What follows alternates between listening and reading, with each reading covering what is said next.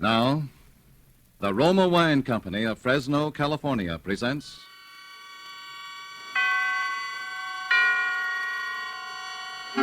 Suspense.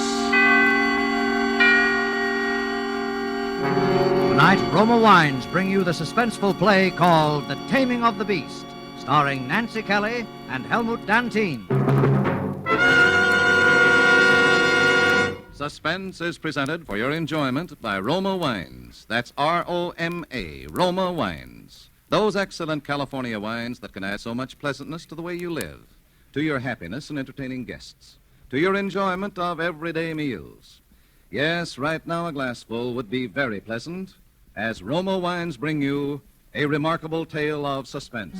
And with the drama called The Taming of the Beast, and with the performances of Miss Nancy Kelly as Nora Van Nostrand and Mr. Helmut Dantine as Dr. Ferrari, Roma Wines hope indeed to keep you in suspense.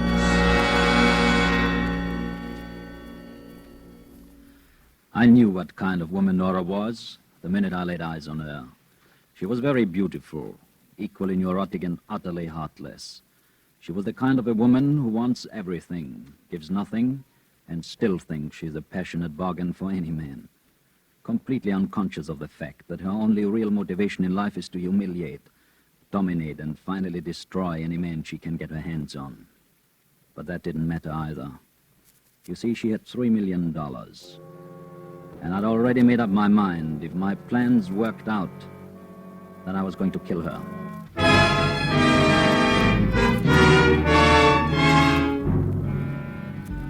She and Mark had given a party that night. The last of us were just leaving, and you could tell then that a storm was brewing and was going to break out the minute the door closed behind us. Good night, Nora, darling. Oh, Evelyn, it was wonderful to have you. Darling, you know I wouldn't miss one of your parties for anything. You can always count on at least one good fight. Good night, Mark. Oh, good night. Good night, Nora. Good night, Harry. Can I see you tomorrow? Call me. Oh, I will. Good night, Mark. Thanks a million for everything. Night. Good night. Good night, Mrs. Van Nostrand. Oh, Dr. Ferrari. I'm so glad Maxine brought you along. You were simply fascinating. I do want to hear more about it sometime. Thank you very much. Good night, Mr. Van Nostrand. It was a great pleasure indeed. Good night, Doctor.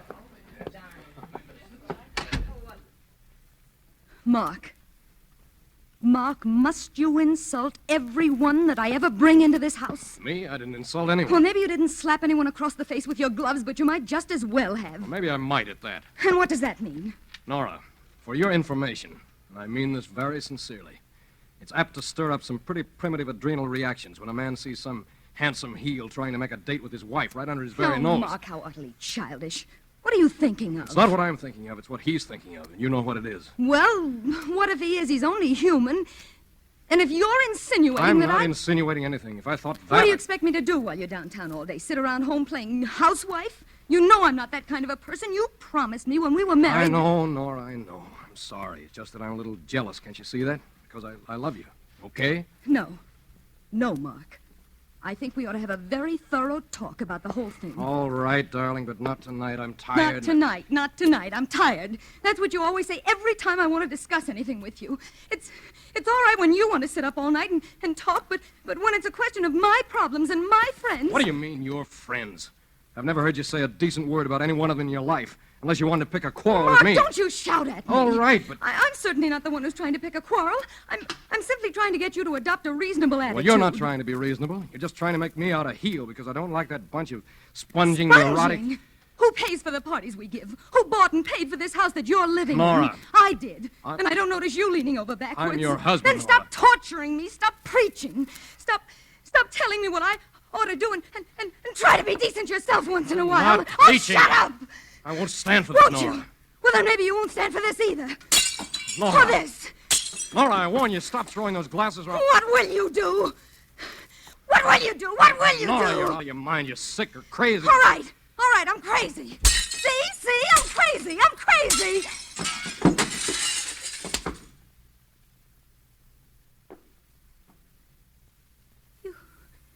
You hit me. I could kill you when you act like this. I could kill you.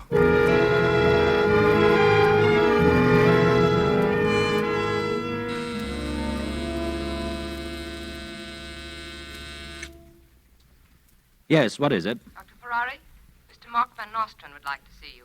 Van Nostrand. So soon? Have him come in. Hello, Dr. Ferrari. Come in, Mr. Van Nostrand. Sit down. Thanks.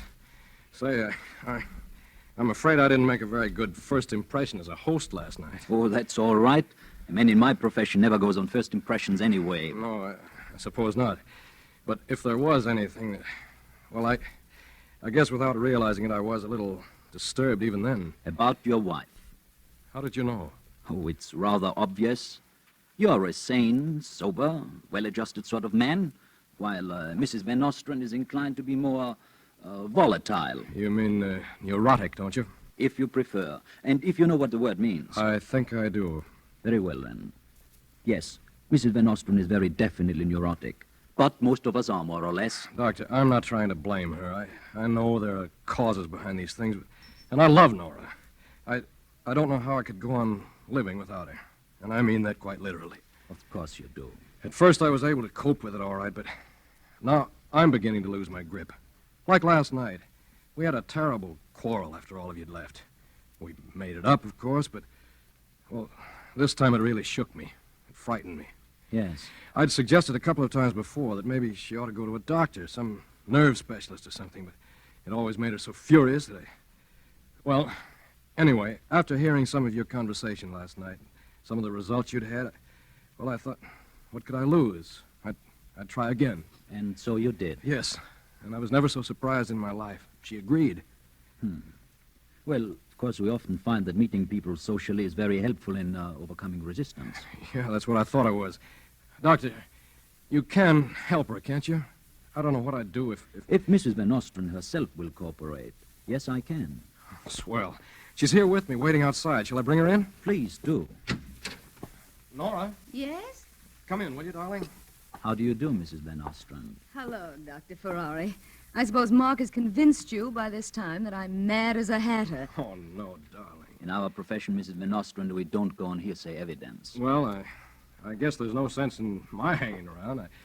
No, I wouldn't wait if I were you. These preliminary interviews sometimes take quite a while. I'll see you this evening, Nora. Goodbye, darling. Bye. Well, Mrs. Van Nostrand? Well, what do we do now? I suppose I go into some sort of a trance and you pry all my little secrets out of me. Let us understand each other. Nobody's forcing you to come here, and you can go now if you like. And suppose I don't like? All right, then let's talk sense. You know this is all very silly, don't you? I don't know anything of the kind. Why did you come if you thought it was silly? To humor Mark. Oh, I see. You've never humored him before my going to a doctor, have you? All right. Do you want the nice, sensible reason, or do you want the real one? Let's try the real one. Well, then, I came here because I find you very attractive. I see. Now it's your turn. Do you want the professional answer? Oh, no. Let's not be professional yet. In that case, I think you're the most exciting woman I've ever met in my life.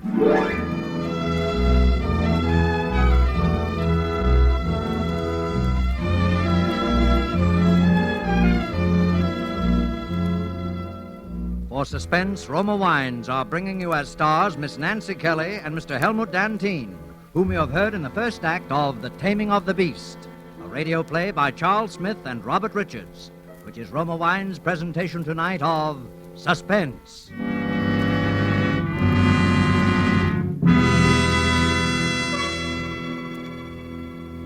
Between the acts of Suspense, this is Truman Bradley for Roma Wines. Next Sunday is Easter. And now, here is a timely word from Elsa Maxwell, gracious authority on hospitality. Easter is a joyous day, and I know many of you have carefully saved ration points to get something special for dinner. Perhaps it is a tempting, mouth-watering roast of ham, or a tender golden brown roast duck. May I suggest that you add to the joyousness of the occasion by serving Roma California Sauterne. This glorious wine lends a welcome note of golden color to your table and adds to the enjoyment and pleasure of dining. An attractively set table, A steaming platter with the Easter ham or duck or roast, done to a golden brown turn, and then the crowning touch, a glistening glass full of Roma Sauterne set beside each dinner plate. Truly a tempting picture.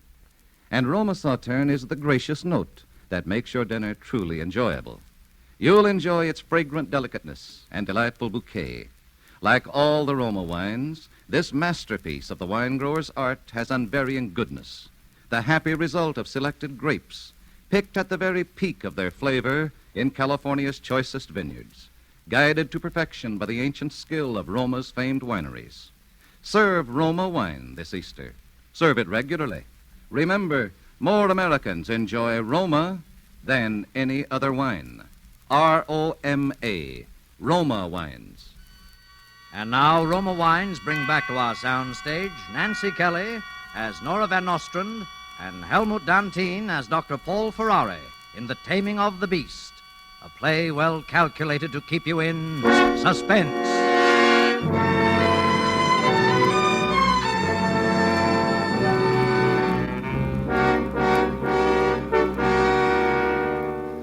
Of course, I'm no more a doctor than Shirley Temple or a psychologist either. But I've picked up enough of the lingo to get by. It's easy. You just go to one of these semi-resort places in a state where the laws aren't too strict, put on a little front, get invited to the right parties, and before you can say Sigmund Freud, everybody in town with so much money and time they haven't anything better to do are flocking into your office and writing you big fat checks just to lie around and talk about themselves. With Nora, all I had to do was to get her to come around once, and I knew I could keep her coming back. Well, things were coming along very nicely with Nora, although I still kept a little professional touch, just for appearances. Then one afternoon, she came in and I noticed she had a look in her eye, a glitter of excitement and amusement, too, almost as though she were secretly laughing at me. And for a minute I was worried, and I fell back on the indifference and the professional manner until I could find out what it was. You're very quiet today, darling. Is this one of the days I'm supposed to do the talking? No, Nora. I will do the talking. Well, then why don't you? I'm waiting. Nora, have you had those x-rays taken as I asked you to? How now, darling? How in the world did X-rays get into this conversation? Because they are very important. A minor organic disorder can cause all kinds of psychic disturbances. I've told you all about that, darling. Yes, darling, you did, and it was very boring. That's not the point. Did you have them taken? Yes, I did. At the Mills Laboratories? Yes. And when will I have the proofs? Oh, 2 or 3 days, I think they said. Oh, that's fine. Paul, I want to ask you something now. What? Paul, do you really think I'm improving? What do you think?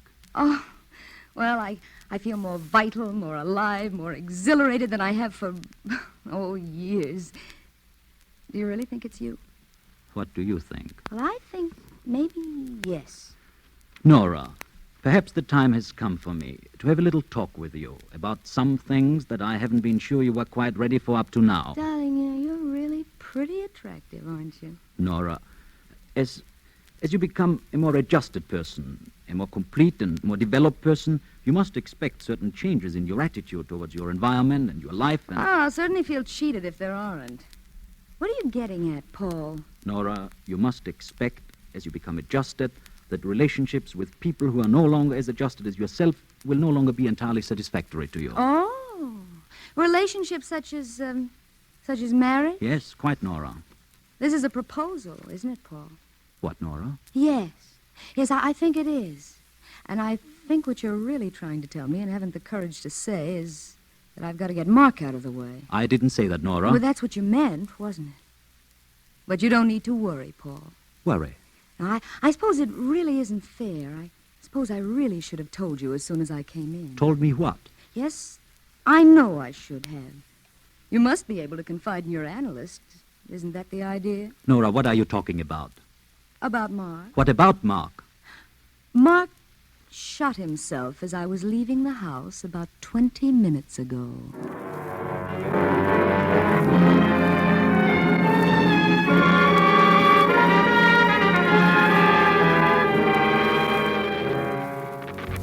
This, of course, was a wonderful break. In all my plans, I never thought Mark would bow himself out with as little fuss as that. I must say he was a sport about it. No notes left behind, no accusing anybody. He just put the gun to his head, and that was it. After that, it was easy. Nobody knew anything yet, so I was able, as Nora's analyst, to say that it was vital to her health to get away. We left the very night, and were married in Yuma 6 hours later. And we stayed away, just traveling around for nearly 6 months.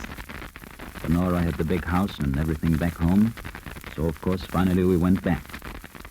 I'd forgotten all about the x-rays I told Nora to have taken. They were nothing but window dressing anyway. But the next day when I went downtown to close up my office...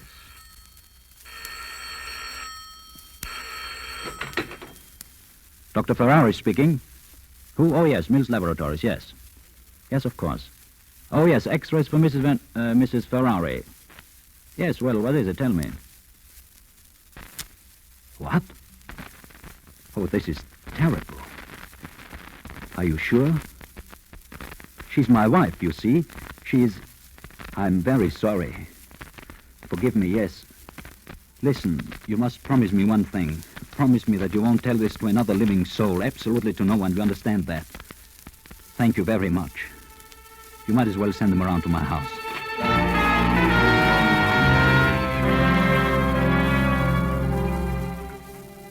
I could hardly believe it.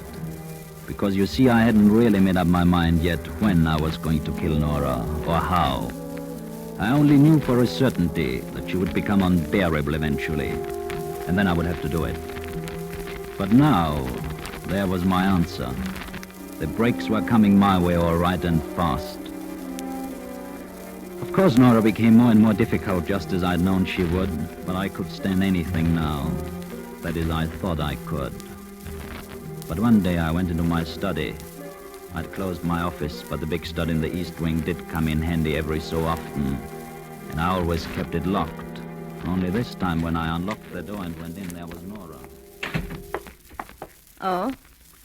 Hello? What are you doing in here, Nora? What do you mean? What am I doing in here? Just what I said. What are you doing in here? Going through your things? Yes, I can see that. And why? Paul, you seem to forget that this is my house. And you seem to forget that these are my things. And that the reason I keep them locked up is precisely so that you won't go sticking your nose into things that are none of your business. Now, get out of here. Oh, no. Nora, are you going to walk out, or am I going to put you out? Neither, I think. Who was that woman who was in here this afternoon? A patient. A patient. You haven't had a patient since you retired on my money. That's right. And enjoying every penny of it. Who was she? I told you, a patient. You're lying. All right, I'm lying. She was anything you want to think. Now, will you please go away and leave me alone? Then I suppose these are hers. Oh, you found those, did you? Yes, I found them, did I? And would you mind telling me why any patient of yours has to have full-length X-ray pictures? Oh, really, Nora? You're beginning to border on the psychotic. You don't think I get excited about X-ray pictures of women, do you? What are these pictures? I see you've forgotten, my dear, that when you were more impressed with my talents than you seem to be now, you had some full-length X-ray pictures taken. Oh. Those are yours. I don't blame you for not recognizing yourself. Beauty is only skin deep. Paul, why did you stop analyzing me? Because you didn't need it anymore. You decided that rather suddenly, didn't you? Yes, I decided that the day after I married you. Now, will you please leave me? You're becoming very tiresome. Tiresome? Now I'm tiresome. After you drove poor Mark to his grave. Oh, so you are bringing in poor Mark now. Bringing? Oh, if I could only bring him back. Oh, stop it, Nora. You wouldn't have Mark back if he walked into this room right now. Oh, wouldn't I? No, and I tell you why. You never did want Mark from the moment you found out that you could snap your fingers and he would come running to you like a puppy. And you wanted me from the moment you found out that I wouldn't. And that's why you wouldn't leave me if I tried to beat you away with a club. How is that for analysis? Oh, you beast. You vile, contemptible beast. So I am a beast. But until you find some way of taming the beast, you are stuck with it. And that concludes the lesson for today. Class dismissed. Maybe I will, Paul. Maybe I will find some way of taming the beast. Go ahead and try.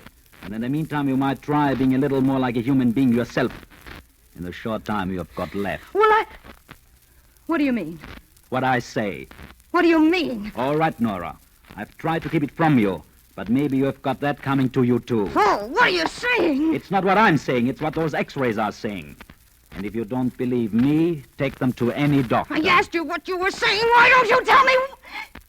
You have got a brain tumor, Nora. You will be dead in about 90 days.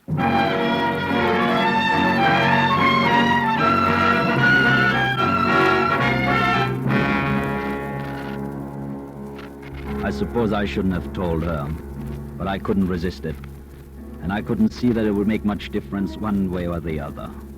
The laws in this state are pretty tight about a husband's share in a wife's property, and I was bound to get half anyway. And Nora had no relatives, so even if she tried to get nasty and leave the other half to the old ladies' home or something, I could always break the will. As a matter of fact, telling her seemed to do a certain amount of good, because suddenly she changed. For the first time since I had known her, she had moments and even several days in a stretch of being genuinely kind and considerate and even affectionate. She wasn't suffering much, having violent headaches, but otherwise in pretty good shape, right up until the end. And the 90 days were nearly up when she called me into her room one day, and I went in and sat beside her on the bed. Paul, do you ever think much about death? Oh, darling, you mustn't have morbid thoughts like that. Maybe it won't happen for a long time. Maybe. Oh, no, my thoughts aren't morbid. I really don't mind now. I don't mind in the least. That's the way to be, Nora. But what about you, Paul? What about me? Yes. How do you feel about death? Well, I guess I never thought much about it. Oh, well, don't you think everyone should? Maybe. What do you think, Paul? Well, I can't say that I'm exactly looking forward to it, but it looks like I'm lucky. It looks like it's still a pretty far away for me. And that's funny, Paul, because you know, I am looking forward to it. You're looking forward to it? Paul, don't you think that if somebody really accomplished something by dying, they would look forward to it? You mean being a hero, a savior of your country or something? I don't believe in heroes. No, I don't mean that. I mean, if someone did something for themselves, something they'd wanted to do more than anything else in all their lives, and the only way they could do it was by dying, well, then wouldn't they look forward to it? Well, maybe. Though I can't quite imagine the circumstances. No, I suppose you can't. But, Paul... Yes? If someone lost everything they'd always wanted by dying, that would be terrible, wouldn't it? Yes, I guess it would. Dying would be torture then, wouldn't it? It'd be the most terrible torture that any human being could ever experience, wouldn't it? What's this all about, Nora? I never knew you were a philosopher. Paul, did you ever see this before? Why, yes, that's Mark's gun, isn't it? The one he killed himself with. That's right, Paul. Mark's gun. What are you doing with it up here? Oh, well, didn't it ever occur to you that I wouldn't go without taking you with me? No, Nora, you are, what are you talking about? Give me that gun. No, don't move, Paul. Nora. That hurts, doesn't it, Paul? You wouldn't get the money then, would you, Paul? You wouldn't get the money or anything, only death. That would be torture, wouldn't it, Paul? Nora, you out of your mind. That would be murder. They would hang... Now, you see, Paul, they wouldn't hang me, would they? They wouldn't have time, because I'll be dead in a few days. But I'll still be alive when you're dead. Nora! You see, Paul, I did find a way of taming the beast after all. Nora! Nora!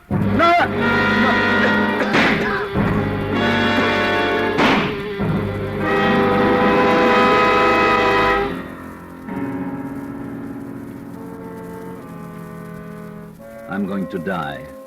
There is not the slightest question about that. Probably by tomorrow night at the latest. That's why I'm able to tell about this. It doesn't matter now. Nothing matters much when you are dying and you know you are dying. But Nora was right. It would have been torture except for one thing. I still had one break coming. I've still got one last laugh.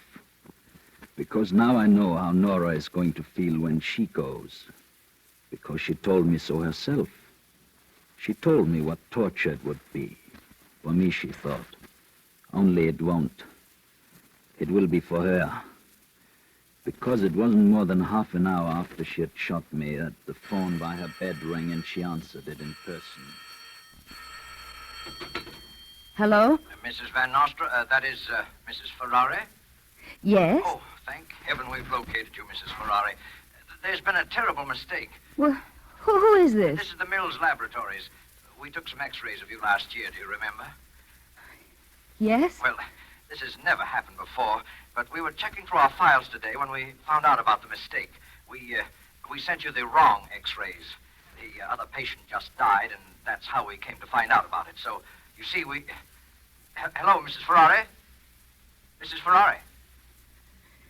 Yes? So I say, you see, you're in perfect health, and you'll probably live to be 100. Hello? Hello, Mrs. Ferrari? Hello? You'll live to be 100. You'll live to be 100.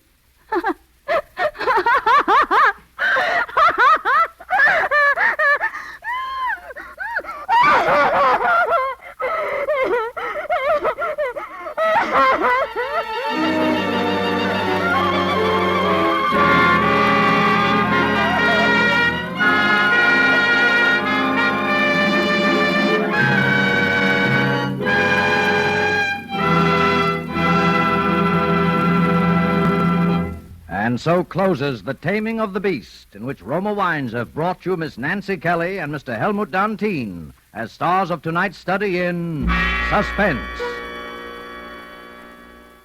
Before our stars return to the microphone, let me say a word for Roma Wines, the sponsor of Suspense. Elsa Maxwell is world famous for her hospitality and her understanding of niceties of entertaining. Recently, she said, When friends drop in during the afternoon or evening, I find there is nothing more delightful than a glass of Roma California sherry. I serve Roma sherry frequently before dinner, too, and everybody welcomes it.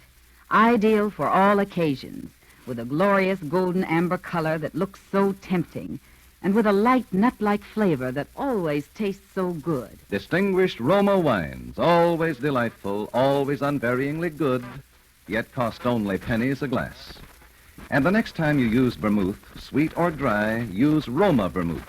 Zestful, herb-flavored Roma vermouth is blended, mellowed, developed, and bottled in California with all the traditional winemaking skill of Roma wineries, yet surprisingly low-priced.